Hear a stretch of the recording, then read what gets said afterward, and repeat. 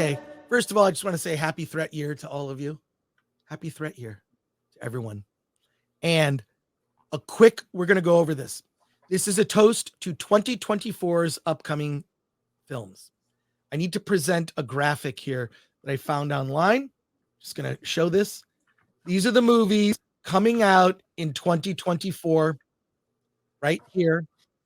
By date, and they're all by date.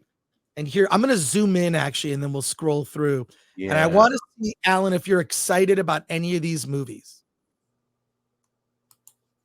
Can you see that? Is that all right? Yes.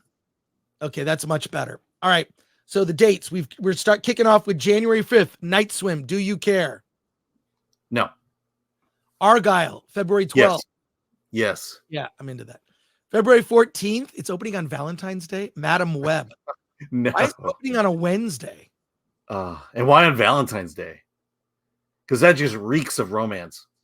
That's so the lady in your life can say, can we go see this all-girl Spider-Man movie? And then you can say, no, let's do something else. Let's go to Red Lobster like we do every year. Dune Part 2, obviously, March 1st. I'll be excited about that. Kung Fu Panda 4, Don't Care, March 29th. The new Ghostbusters, Frozen Afterlife, or whatever it is. Frozen Wasteland. I don't care. Because we'll be desperate to watch anything at that point. I mean, March, yes. Am I going to go see it? Yes. Am I excited? Not really. Based on that trailer, I don't care. Godzilla X Kong looks awful. And following Godzilla -1. Good job. Terrible. If that trailer looks awful, that's Imaginary Friend on May 17th. Furiosa, Mad Max Saga, I'll watch it, but it's opening on the same day as Kingdom of the Planet of the Apes, and I'm sort of meh on both of those. On May 24th, Furiosa and Kingdom of the Planet of the Apes. Ballerina, a John Wick spinoff for June 7th. I'll give it a chance. Bad Boys 4, June 14th. Inside Out 2, June 14th. Don't care. Quiet Place Day 1, June 28th. Not sure I care about that. And that's actually, you know what? I forgot in my rant. That's also a 2-part. No. Because the prequel ended on kind of a cliffhanger. It didn't finish the story. And I'm like, oh, that's interesting. They did that. Why did they do that? Mistake. Despicable Me 4, fine, July 3rd. Twisters, that's about 2 decades too late. Is it going to be an environmental tale? I hope so. Oh, 100%. It's going to be about how the environment and you're an a-hole for driving a car. Yeah. And for using plastic straws. Right. Deadpool 3, I am interested in that. I hope that Deadpool murders the MCU. Yeah. Should literally murder it. That's how they get rid of all this multiverse stuff, makes fun of everything. It's the only Marvel movie opening because they're having to retool everything. And murder it all. Borderlands, August 9th. Is that based on the video game? Yes. Yeah, okay. Yeah. Will it be woke? Yes. Alien Romulus. Is that set in the Star Trek universe? Alien Romulus. Kraven the Hunter. That's right. They moved it back to August 30th, 2024. Beetlejuice 2, September 6th. Because we wanted that. Again, like Twisters, it's too late. Both Beetlejuice and Twister are franchises. I mean, they're very good movies from the time that they were released, which was the 80s. Twister is 80s, right? 80s or Alan can look at it should be, if they follow trend, this should be the movie based on the musical. But right. It looks like it's the return of everybody. Well, there you go. Transformers 1, September 13th. Are they just rebooting the entire series? Or is it Transformers Prime? Is that what the 1 means? Joker Full Adieu, October 4th. I'm interested in Joker Part 2 on October 4th. That I'm interested. Venom 3, Don't Care, November 8th. That's great. November 8th. What great way to get away on November 8th and just escape the world. That'll be a fun thing to do on November 8th. I'll probably be there to hide. Gladiator 2, November 22nd. Okay, so it's got Denzel and Pedro in it. What does? Gladiator 2. Denzel Washington? Yeah. All right, I like Denzel Washington. Excuse me. This is, by the way, a graphic that was made by Movie Facts. So shout out to @Movie Facts. Follow them on Instagram. Give them a follow. I just ripped off this graphic because I thought it was very good. Well, The Lord of the Rings, The War of Rohirrim, December 13th. That is animated, is my understanding. And the person that knows everything about it and will know everything wrong with it is Gary Beekler from Nerdrotic. So whatever he says, I'm probably going to agree with, but I'm a casual fan of Lord of the Rings. I am not a super fan. Loved those movies. Listen to the soundtrack.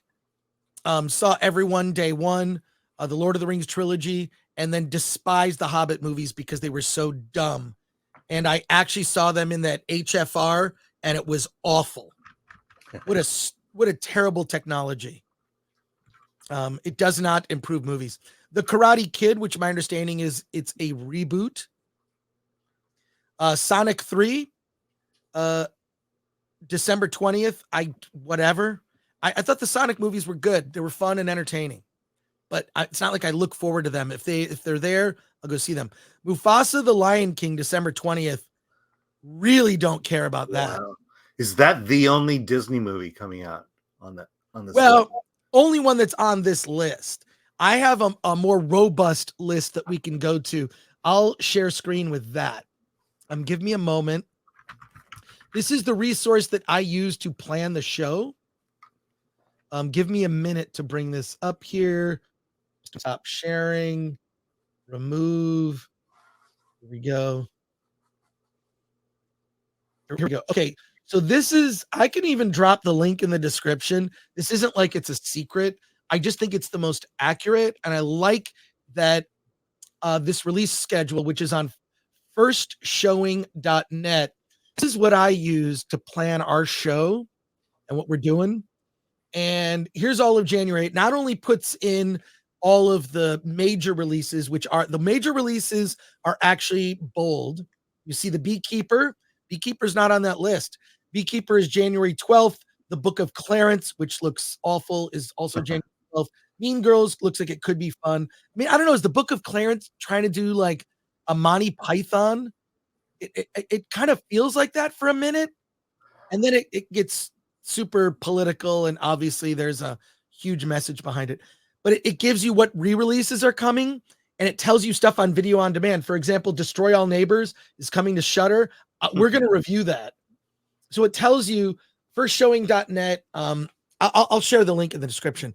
This is not just major theatrical releases, also indie releases, movies that are coming to video on demand, and movies that are worthwhile coming to Netflix and Hulu and other major streaming services like Shudder.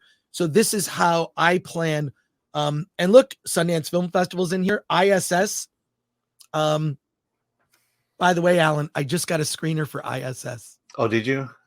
Would you like me to send it to you? Yeah. I think we have until tomorrow. Because I got invited to a screening, but I did not get invited to a screening. Okay. The movie Origin, which I think, have we seen that one? No, that's the Ava DuVernay movie. Right. They moved it. I think when they moved it, they're just saying, yeah, we're not going to go for awards on this one. Founders Day, which is a movie that I really want to see. It's a horror film. Looks good. So this list, I mean, it's a long list. I'm not going to read all these. The graphic gave you the major studio releases by weekend. And then, like, for example, February 14th, Amelie re-release. I'm going to go see that. I haven't seen it since it was in the theaters in the early 2000s. But this list on firstshowing.net gives you every major release. And what it does is if something moves, like, for example, July 26th was supposed to be when Captain America Brave New World was going to come out on July 26th. They swapped it out for Deadpool 3, but they kept it here with a strike through. to show you when movies moved. It moved to 2025. And it even has 2025. If I continue to scroll down, here's the 2025 release schedule right here. You've got Megan 2.0 coming out January 17th, Paddington in Peru. And then February 14th, tentatively, we've got Smurfs, the musical, and then Captain America, Woohoo! Brave New World. And then March 21st, 2025, Disney's Snow White. Wow. Wow. And look, May 2nd. Why not May the 4th for Fantastic Four? That's dumb. Well, May the 4th is Sunday. I didn't even know that there was a Dirty Dancing sequel. That's coming out June 6, 2025. Superman Legacy, July 11th. And then Thunderbolts on July 25th. And then The Batman Part 2, October 3rd, 2025. These are all, and by the way, the 2025 dates are subject to change. Yeah. What are you excited about in any of this? Paddington in Peru. Wait, so you're excited about that? Of everything on the list, I'm excited most. If you're talking about 2025, yeah, definitely. All right. How many of these movies are simply their own thing with no connection to another movie, not a part 1, 2, 3, not part of a franchise? I don't know. Should we show the graphic? Yeah, show the list again. I don't recall an original film at all in that list. Yeah, zoom out. Let me zoom out so we can see all of it. The whole graphic. Okay, so it's basically not based on a franchise or a sequel. Wait, sorry, I got to zoom out a little bit more. Okay.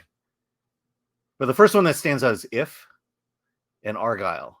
If, Argyle, Night Swim. Night Swim, yeah.